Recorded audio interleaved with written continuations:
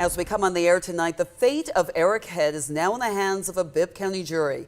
He's charged with 2 counts of homicide after a deadly 2021 boating accident on Lake Tobesofkee. The case went to the jury about 2 hours ago after the prosecution and defense delivered their closing statements. Madison Ricks was in the courtroom. Madison joins us in studio to talk about what the 2 sides were arguing about in the courtroom for closing statements.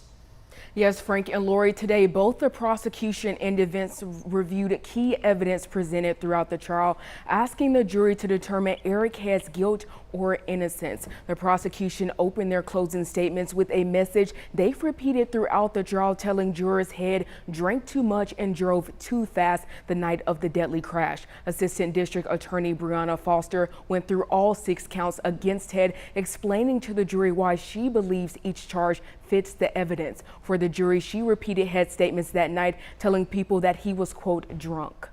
And then there's 2 more, I'm drunk, I'm going to prison. Out of all of the stupid I've done, this is what gets me. Please, God, don't let anybody be dead over there. But the defense told a very different story. Defense attorney Robert Cabe argued Head wasn't drunk at the time of the accident. He pointed to toxicology reports showing victim Will Childs had alcohol in his system and had been smoking marijuana. The defense also questioned the credibility of witnesses, saying they got the location of the accident wrong. Well, Georgia law requires from Mr. Childs that he was to have a boater safety education course. He didn't. And we know now that he drank. We know now that he consumed marijuana. And there's nothing comfortable about saying that.